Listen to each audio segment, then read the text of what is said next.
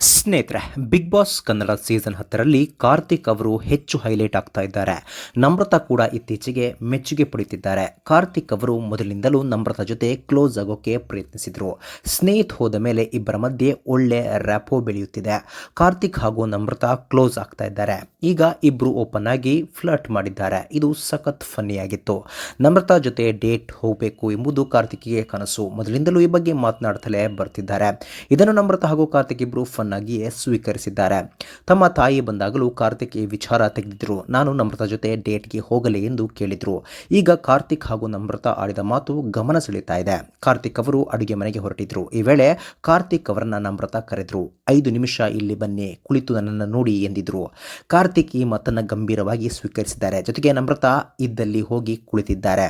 ನಾನು ಜೋಕ್ ಮಾಡಿದ್ದು ನೀವು ಗಂಭೀರವಾಗಿ ಸ್ವೀಕರಿಸಿದ್ರಲ್ಲ ಎಂದ್ರು ನಮ್ರತಾ. ರೋಗಿ ಬಯಸಿದ್ದು ಹಾಲು, ಅನ್ನ, ವೈದ್ಯ ಹೇಳಿದ್ದು ಅದೇ. ಸುಮ್ಮನೆ ಹೋಗ್ತಾ ಇದ್ದವರನ್ನ ಕರೆದ್ರೆ ಏನು ಮಾಡೋದು ಎಂದು ಕಾರ್ತಿಕ್ ಕೇಳಿದ್ರು. 15 ದಿನದಲ್ಲಿ ಲವ್ ಆಗಿ ಕಾರ್ತಿಕ್ನೇ ಬೇಕು ಅಂತ 10 ಕರೆದ್ರೆ ಏನು ಮಾಡ್ತೀರಾ? ಮದುವೆ ಆಗಿ ಅಂತ ಕೂತ್ಕೊಳ್ತೀನಿ ಆಗ್ತೀರಾ ಎಂದು ನಮ್ರತಾ ಪ್ರಶ್ನೆ ಮಾಡಿದ್ದಾರೆ. ಇದಕ್ಕೆ ಕಾರ್ತಿಕ್ಗೆ ಏನು ಉತ್ತರ ಕೊಡಬೇಕು ಎಂಬುದೇ ತಿಳಿದಿಲ್ಲ. ಸ್ನೇಹಿತರೆ, ನಿಮ್ಮ ಪ್ರಕಾರ ನಮ್ರತಾ ಹಾಗೂ ಕಾರ್ತಿಕ್ ಮದುವೆ ಆಗಬೇಕಾ? ಇದ್ರ ಬಗ್ಗೆ ನಿಮ್ಮ ಅನಿಸಿಕೆ ತಪ್ಪದೆ ಕಾಮೆಂಟ್ ಬಾಕ್ಸ್ನಲ್ಲಿ ತಿಳಿಸಿ. ಸ್ನೇಹಿತರೆ, ವಿಡಿಯೋ ಇಷ್ಟ ಆಗಿದ್ರೆ ಲೈಕ್ ಮಾಡಿ, ಶೇರ್ ಮಾಡಿ, ಚಾನಲ್ನ ಸಬ್ಸ್ಕ್ರೈಬ್ ಮಾಡಿ, ಹಾಗೆ ಬೆಲ್ ಐಕನ್ನ ಕ್ಲಿಕ್ ಮಾಡಿದರೆ ಹೊಸ ವಿಡಿಯೋನ ನೀವು ಮಿಸ್ ಮಾಡೋದೇ ಇಲ್ಲ. ಮುಂದಿನ ವಿಡಿಯೋದಲ್ಲಿ ಭೇಟಿಯಾಗೋಣ. ಧನ್ಯವಾದಗಳು.